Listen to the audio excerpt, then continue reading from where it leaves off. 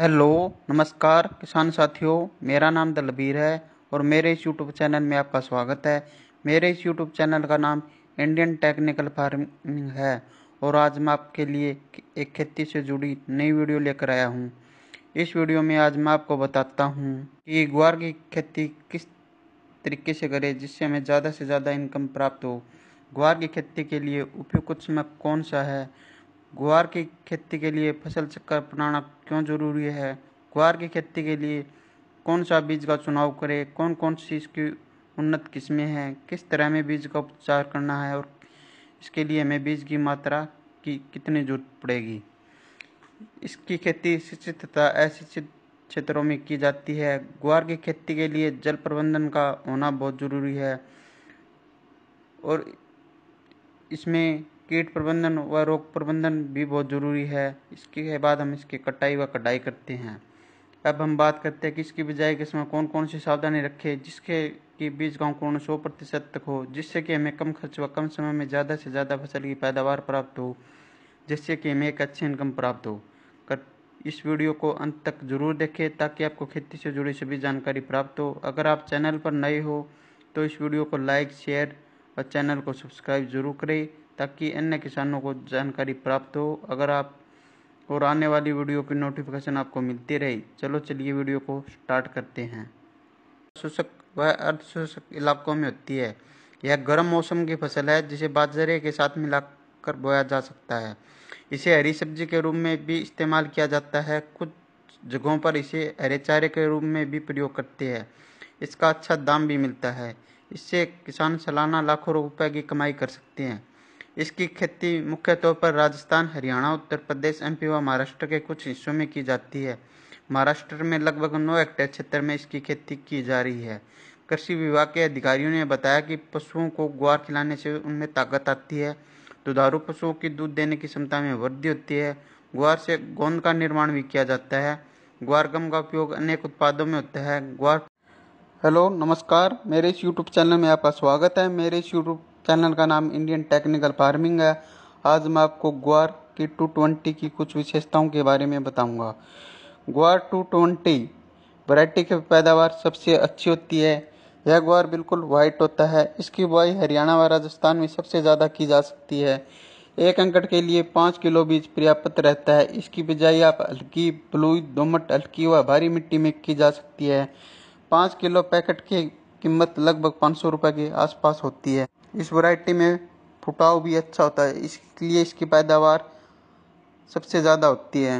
यह वैरायटी पसंदीदा वैरायटी है। सबसे ज़्यादा बुआई 563 व 220 वैरायटी की ही की जाती है। इस वैरायटी में किसी भी प्रकार की कोई बीमारी नहीं आती है। अगर आपको ये वीडियो पसंद आए तो इस वीडियो को लाइक शेयर कमेंट व इंडियन टेक्निकल फार्मिंग को सब्सक्राइब करें। धन्यवाद। नंबर 9, बीज का चुनाव। बीज की उन्नत किस्में, बीज का उपचार, बीज की मात्रा। नंबर 10, बिजाई या फसल की बुआई। नंबर 11, फसल की बुआई तथा अशिक्षित क्षेत्रों में। नंबर 12, खरपतवार की रोकथाम। नंबर 13, 30 दिन के बाद निराई या गुड़ाई। नंबर 14, 30 दिन बाद सिंचाई। नंबर 15, जल का प्रबंधन। नंबर 16, कीट व रोग का प्रबंधन। नंबर 16, इंसेक्टिसाइड व टॉनिक का स्प्रे। नंबर 17, कटाई फिर कटाई फिर भंडारण। ये मुख्य सावधानियां हैं जो हमें ग्वार की फसल में रखनी चाहिए। ग्वार की खेती के लिए उपयुक्त समय। ग्वार की खेती खरीफ और गर्मी के मौसम में की जाती है। कालीन फसल की बुआई के लिए मई महीने का प्रथम पखवाड़ा उपयुक्त समय है। यह आप नहरी पानी से भी कर सकते हैं। देरी से बुआई करने पर पैदावार पर प्रतिकूल प्रभाव पड़ता है। वर्षा ऋतु की फसल की बुआई के लिए जून व जुलाई उपयुक्त समय है। वर्षा आधारित क्षेत्रों में जुलाई माह में वर्षा आगमन के समय ही ग्वार की बुआई कर देनी चाहिए। बाजार में बाजरा की बहुत सी वैरायटियाँ उपलब्ध होती है। मई महीने में हम अगेती वैरायटी व जून जुलाई में हम 75 वैरायटी या फिर हम समय के अनुसार ही वैरायटी का चुनाव करते हैं। खेत का चुनाव। इसके बाद हम बाजरा की बिजाई के लिए हम खेत का चुनाव करते हैं। अगर पहले उस खेत में सरसों की बिजाई की थी तो सरसों के फन्नों को रोटोवेटर की सहायता से 1-2 बार अच्छी तरह से जुताई कर दे ताकि सरसों के फन्नों खेत में अच्छी तरह से मिट्टी में मिल जाए, फिर आप हैरों की सहायता से 2-3 बार अच्छी तरह से जुताई कर दे। फिर आप लेजर लेवलर की सहायता से खेत को समतल कर दे। अगर खेत पुरानी है तो आप रोटावेटर की सहायता से 2-3 बार जुताई कर दे। फिर आप हैरों की सहायता से उसकी 1-2 बार अच्छी तरह से जुताई कर दे, या फिर आप कल्टीवेटर की सहायता से एक गहरी जुताई कर दे। अगर खेत नहरी है तो उस खेत को लेजर लेवलर की सहायता से समतल कर दे, ताकि खेत की सिंचाई अच्छी तरीके से हो जाए। मिट्टी की जांच, सबसे पहले अपने खेत की मिट्टी की जांच करवा ले, जिससे हमें यह पता चल जाता है कि यह मिट्टी में कौन कौन से पोषक तत्वों की कमी है और खेत की मिट्टी किन किन फसलों के लिए उपयुक्त है, और इस मिट्टी में कौन कौन सी फसलें उगाई जा सकती है, जैसे गेहूँ, चना, अरहर, सरसों, राया, बरसीन, गन्ना, आलू, मक्का, बाजरा, कपास। मिट्टी की जांच से हमें यह पता चल जाता है कि इस मिट्टी का पीएच मान कितना है और इसमें कौन कौन सी फसलें उगाई जा सकती हैं। पानी की जांच, अगर आप फसल की बिजाई के लिए नहरी पानी का इस्तेमाल करते हैं तो यह सभी प्रकार की फसलों के लिए अच्छा है और इसमें बीज का अंकुरण 100% हो जाता है। अगर आप ट्यूबवेल के पानी से फसलों की बिजाई करते हैं तो आप सबसे पहले ट्यूबवेल के पानी की जांच करवा लें। अगर ट्यूबवेल का पानी पीने में मीठा है तो इसमें पानी का पीपीएम ज़्यादा हो सकता है और बीज अंकुरण के समय यह एक समस्या बन जाता है। अगर पानी का पीपीएम 1000 से कम है तो यह सभी प्रकार की फसलों के लिए अच्छा है और इसमें बीज का अंकुरण 100% हो जाता है। अगर पानी का पीपीएम 1000 से ज़्यादा है तो इसमें बीज का अंकुरण सही तरीके से नहीं हो पाता है, इसलिए पानी की जांच करवाना बहुत ज़रूरी है। ग्वार की फसल में हमें ट्यूबवेल के पानी का इस्तेमाल नहीं करना चाहिए, क्योंकि इससे ग्वार की फसल अच्छी नहीं होती है। अगर सिंचाई के लिए जरूरत पड़े तो हमें नहरी पानी का ही इस्तेमाल करना चाहिए। खेत की तैयारी व गोबर की खाद, अगर आप खेत में गोबर की खाद का इस्तेमाल करते हैं तो 8 से 10 टोली 1 एकड़ के लिए पर्याप्त रहती है। गोबर की खाद जमीन में अच्छी तरह बिखेर कर जमीन को समतल कर देना चाहिए। ग्वार की खेती के लिए भूमि, ग्वार की खेती के लिए उचित जल निकास वाली दोमट व बलुई दोमट मिट्टी सर्वोत्तम रहती है। यह फसल सिंचित व असिंचित दोनों क्षेत्रों में सफलतापूर्वक उगाई जा सकती है। हल्की सारीय व लवणीय भूमि जिसका पीएच मान 7.5 से 8.5 तक हो, वहीं पर ग्वार की खेती आसानी से की जा सकती है। ग्वार के लिए एक जुताई मिट्टी पलटने वाले हल या डिस्क हैरो से क्रॉस जुताई कर पट्टा लगा देना चाहिए। इसके उपरांत एक कल्टीवेटर से जुताई पर्याप्त रहता है, जिसमें मृदा नमी संरक्षित रहे। जुलाई जून के द्वितीय पखवाड़े में ही करनी चाहिए। इस प्रकार तैयार खेत में खरपतवार कम पनपते हैं। ग्वार फसल के लिए जलवायु, ग्वार एक सूखा सहन करने वाली व गर्म जलवायु की फसल है। यह उन क्षेत्रों में आसानी से उगाया जा सकती है जहाँ पर औसत वार्षिक वर्षा 30 से 40 सेंटीमीटर तक होती हो। बीजों के अंकुरण व जड़ों के विकास के लिए 25 से 300 सेंटीमीटर के नीचे तापमान उपयुक्त होता है। ग्वार एक प्रकाश संवेदनशील फसल है, अतः इस फसल में फूल व फलियों का निर्माण केवल खरीफ के मौसम में ही होता है।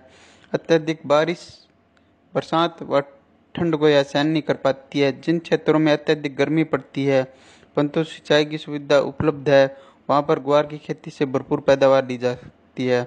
शुष्क और अशुष्क दोनों दशाओं में इसकी खेती आसानी से की जा सकती है। ग्वार एक उष्ण कटिबंधीय फसल है जो 18 से 30 डिग्री सेल्सियस के औसत तापमान पर पकती है। खरीफ की गर्म और आर्द्र जलवायु के कारण पेड़ों की वृद्धि बहुत अच्छी होती है। सर्दी के मौसम में इन फसलों की खेती लाभदायक नहीं होती है। यह फसल सभी प्रकार की मिट्टी में उगाई जा सकती है। अच्छे जल निकास वाली मध्यम से भारी मिट्टी में फसल अच्छी तरह से बढ़ती है। यदि मिट्टी की सतह फसल पद्धति या फसल चक्र को क्रॉप रोटेशन के नाम से भी जाना जाता है। किसी निश्चित भूमि में निश्चित समय वाली फसलों को लगातार अदल बदल कर बोना ही फसल चक्र कहलाता है। फसल चक्र का मुख्य उद्देश्य किसी भी तरह के पौधे के लिए भूमि में मौजूद पोषक तत्वों के सदुपयोग से भूमि की भौतिक और जैविक स्थिति में संतुलन बनाए रखना होता है। लगातार फसल चक्र अपनाने से किसान भाई को फसल में आने वाली कई तरह की परेशानियों से छुटकारा मिलता है। फसल चक्र का इस्तेमाल कर किसान भाई अपनी भूमि से लगातार अच्छी फसल ले सकते हैं और इसके अपनाने से खेत की उर्वरकता भी बनी रहती है। जबकि एक ही फसल को लगातार उगाने से किसान भाइयों को फसल की कम उपज मिलती है और एक ही फसल को खेत में लगातार लगाने से मिट्टी में बीज जनित और मृदा जनित रोग भी बढ़ जाते हैं, जिसके कारण भूमि में विषैले गुण आ जाते हैं। भूमि के अंदर विषैले गुण उत्पन्न हो जाने पर भूमि में पाई जाने वाली छोटे उपयोगी मित्र कीट नष्ट हो जाते हैं और भूमि धीरे धीरे बंजर रूप धारण करने लगती है। फसल चक्र के फायदे। फसल चक्र के अपनाने से भूमि की उर्वरक शक्ति बनी रहती है। फसल चक्र के अपनाने से भूमि में अम्लीय और क्षारीय गुण, पोषक तत्व और जैविक पदार्थों की मात्रा संतुलित रहती है। फसल चक्र के अपनाने से फसल में कई तरह के कीट और बीज जनित रोग नहीं लगते हैं। इसके अपनाने से फसलों में पैदावार अधिक मात्रा में प्राप्त होती है, जिसकी गुणवत्ता भी अच्छी पाई जाती है। भूमि में फसल चक्र अपनाने से रासायनिक उर्वरक कम मात्रा में इस्तेमाल किए जाते हैं, जिससे मिट्टी दूषित होने से बचती है। फसल चक्र अपनाने से फसलों में रोग भी काफ़ी कम ही देखने को मिलते हैं, जिसकी वजह से किसान भाइयों द्वारा रासायनिक दवाओं पर किया जाने वाला खर्च भी कम हो जाता है। फसल चक्र के दौरान फली वाली फसलों के बोने पर खेत में नाइट्रोजन की पूर्ति बनी रहती है। फसल चक्र अपनाने से खेत में खरपतवार में कमी देखने को मिलती है, क्योंकि फसल चक्र के दौरान अधिक गुड़ाई वाले फसलों को बोने पर खेत में खरपतवार नष्ट हो जाते हैं। अधिक पोषण तत्व ग्रहण करने वाली फसलों की खेती के बाद खेत को एक बार खाली छोड़ देना चाहिए। किसी भी विशेष रोग के लगने पर उस फसल को लगातार खेत में नहीं उगाना चाहिए। जिन फसलों की जड़ें अधिक गहराई में जाती है, उन फसलों के बाद जिन फसलों की जड़ें कम गहराई में जाती है, उन्हें उगाना चाहिए। अनाज फसलों को उगाने के बाद 2 से 3 साल में एक बार दलहनी फसल को जरूर उगाना चाहिए। अधिक गुड़ाई वाली फसलों के बाद कम गुड़ाई की जरूरत वाली फसलों को उगाना चाहिए। अधिक सिंचाई वाली धान जैसी फसलों के बाद कम सिंचाई वाली जरूरत की फसलों को उगाना चाहिए। अधिक उर्वरक लेने वाली फसलों के बाद जिन फसलों की उर्वरक की काफ़ी कम आवश्यकता होती है, उन्हें उगाना चाहिए। इस प्रकार हमें फसल चक्र अपनाना चाहिए। बीज का चुनाव। हमें एक ऐसी वैरायटी का चुनाव करना होता है जो वैरायटी अच्छा उत्पादन देती हो, जिसका उत्पादन ज़्यादा से ज़्यादा होता हो और जिसकी मार्केट में बहुत ज़्यादा मांग हो और उसका भाव भी अच्छा हो, क्योंकि एक बढ़िया क्वालिटी का बीज ही हमें एक अच्छा उत्पादन और मुनाफा दे सकता है। बीज की उन्नत किस्में। ग्वार की उन्नत किस्में। बाजार में ग्वार की कई उन्नत किस्में देखने को मिल जाती है, जिन्हें चारे, दाने और हरी फलियों के आधार पर 3 भागों में बांटा गया है। उन्नत किस्में इस प्रकार है। दानों के लिए उन्नत किस्में अज्जी 365, अज्जी 563, 220। हरी फलियों तो उन्नत किस्में IC 1318, M83, पूसा मौसमी। हरे चारे के लिए उन्नत किस्में ये मुख्यतः हरे चारे के लिए उपयोग की जाती है। बुंदेल ग्वार 3, ग्वार क्रांति, बुंदेल ग्वार 2, गोरा 80, बुंदेल ग्वार 1। अगर आप पैदावार के लिए उपयोग करते हो तो दाने वाली उन्नत किस्मों का ही चुनाव करना चाहिए। अगर आप हरे चारे के लिए उपयोग करते हो तो हरे चारे वाली उन्नत किस्मों का उपयोग। ग्वार के बीजों की मात्रा व बीज उपचार। यदि आप ग्वार की फसल दानों और हरी फलियों के लिए करना चाहते हैं तो 1 एकड़ के लिए दाने की फसल के लिए 5 से 6 किलो बीज पर्याप्त रहता है और हरी खाद फसल में 15 से 16 किलो प्रति एकड़ बीज की जरूरत होती है। इसके अलावा आप हरे चारे के लिए फसल का उपयोग करना चाहते हैं तो 16 से 17 किलो बीज प्रति एकड़ की जरूरत होती है। इन बीजों को खेत में लगाने से पहले उन्हें कैप्टन या बायोस्टिन की उचित मात्रा में उपचारित कर लिए, ताकि बीजों को आरंभ में फफूंद या फंगस जैसे रोग न लगे। पौधे में जड़ों की अधिक मात्रा में गांठ पैदा करने के लिए जीवाणु रोधक राइजोबियम उर्वरक से उपचारित कर लेना चाहिए। 1 हेक्टेयर के खेत में 200 ग्राम की मात्रा वाली 2 पैकेट वार जीवाणु रोधक की जरूरत होती है। सबसे पहले हम FIR यानी सबसे पहले हम फंगिसाइड से बीज को उपचारित करते हैं, फिर इंसेक्टिसाइड से बीज को उपचारित करते हैं, फिर राइजोबियम कल्चर से हम उपचारित करते हैं। फंगिसाइड को उपचार करने का मुख्य उद्देश्य फंगस की बीमारियों की रोकथाम के लिए किया जाता है और इंसेक्टिसाइड दवाओं से उपचारित करने का मुख्य उद्देश्य दीमक। ग्वार फसल में खाद एवं उर्वरक। ग्वार दलहनी फसल होने के कारण नाइट्रोजन की कुछ आपूर्ति वातावरण की नाइट्रोजन को जड़ों में उपस्थित गांठ द्वारा एकत्रित की ली जाती है, लेकिन फसल की प्रारंभिक अवस्था में पोषक तत्वों की पूर्ति के लिए 20 किलो नाइट्रोजन व 40 किलो फास्फोरस प्रति हेक्टेयर पर्याप्त रहता है। संपूर्ण नाइट्रोजन और फास्फोरस की मात्रा बुआई के समय खेत में डाल देनी चाहिए। इसके अतिरिक्त ग्वार की बिजाई को बुआई से पहले राइजोबियम कल्चर की 600 ग्राम मात्रा को 1 लीटर पानी व 250 ग्राम गुड़ के घोल में 15 किलोग्राम बीज को उपचारित कर छाया में सुखाकर बोना लाभदायक रहता है। खेत की तैयारी के समय 5 टन गोबर या कंपोस्ट खाद या 2-3 वर्ष में एक बार अवश्य प्रयोग से पहले मिट्टी की जांच करवा लेनी चाहिए। ग्वार की बुआई की विधि। अधिक पैदावार के लिए ग्वार की बुआई हमेशा पंक्तियों में करें। बुआई हल्के कुंडों में अथवा सीड ड्रिल की सहायता से करें। कुंडों में पौधों की जड़ों के पास वर्षा जल से भी अधिक संग्रहित होता है, जिससे पैदावार अधिक मिलती है और फसल की देखभाल करने में भी आसानी रहती है। ग्वार की बुआई पंक्ति से पंक्ति की दूरी 45 से 50 सेंटीमीटर तथा पौधे से पौधे की दूरी 10 से 15 सेंटीमीटर करनी चाहिए। गहराई 4 से 5 सेंटीमीटर पर करनी चाहिए। बुआई के समय भूमि में पर्याप्त मात्रा में नमी होनी चाहिए, जिससे बीज का जमाव शीघ्र व पर्याप्त मात्रा में हो सके। अगर आपने नहरी क्षेत्र में बिजाई की है तो आप इसकी मेड बना दें। फिर आप इसमें खरपतवार नियंत्रण के लिए पेंडामेलिथियान 30% EC का 500 मिलीमीटर को 250 लीटर पानी में मिलाकर इसका छिड़काव कर दे, जिससे कि खेत में खरपतवार नहीं उगे। खरपतवार नियंत्रण। ग्वार की फसलों को खरपतवारों से पूर्णतः मुक्त रखना चाहिए। सामान्यतः फसल बुआई के 15 से 20 दिन बाद कई तरह के खरपतवार निकल जाते हैं, जिसमें जंगली जूट, जंगली चरी व दूब घास प्रमुख है। ग्वार की फसल में समय समय पर निराई गुड़ाई करके खरपतवारों को निकालता रहना चाहिए। इससे पौधे की जड़ों का विकास भी अच्छा होता है और जड़ों में वायु संचार भी बढ़ता है। दाने वाली फसल में बैसालीन 1 किलो प्रति हेक्टेयर की दर से खेत में बुआई से पूर्व मृदा की ऊपरी 8 से 10 सेंटीमीटर सतह पर छिड़काव कर खरपतवारों पर नियंत्रण पाया जा सकता है। खरपतवारों के नियंत्रण हेतु फसलों की बुआई के 2 दिन पश्चात पेंडामेलिथियान 30% EC का भी छिड़काव कर सकते हैं। बिजाई के 30 दिन बाद खेत में खरपतवार उग जाते हैं। जिस खरपतवार उगने के बाद हमें उसकी निराई या गुड़ाई हाथ से ही कर देनी चाहिए। निराई या गुड़ाई करने के बाद अगर खेत की सिंचाई करनी है तो 30 दिन बाद हम खेत की सिंचाई कर सकते हैं।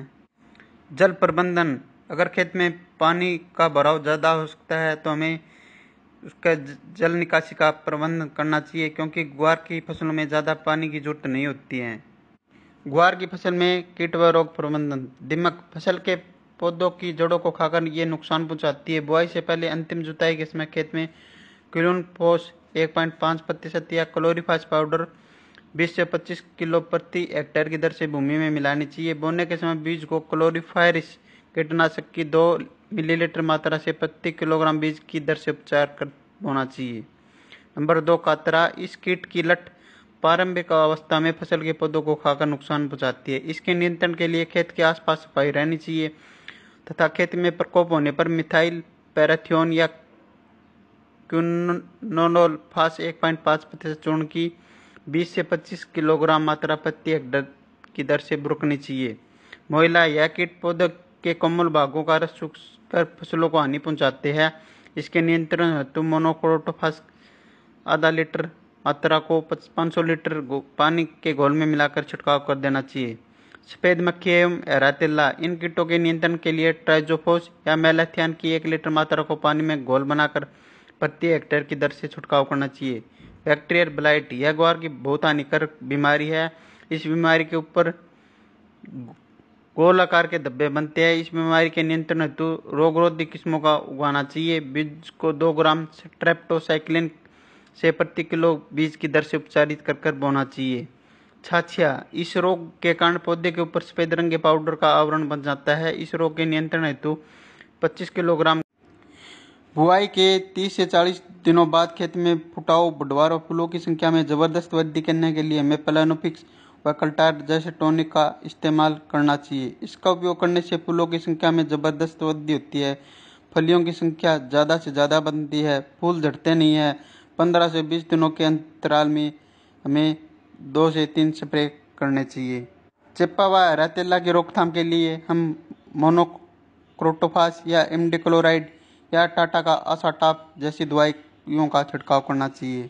अन्य कीट व रोग की रोकथाम के लिए आप अपने नज़दीकी डॉक्टर से भी संपर्क कर सकते हैं। इसके बाद जैसे ही पैदावार या फसल की कटाई शुरू हो इसके बाद हमें इस फसल की कटाई कर लेनी चाहिए। इसके बाद हम इसकी धूप में सुखा लेना चाहिए। इसके बाद हमें इसकी कटाई कर लेनी चाहिए। कटाई करने के बाद हमें इस फसल का भंडारण कर देना चाहिए।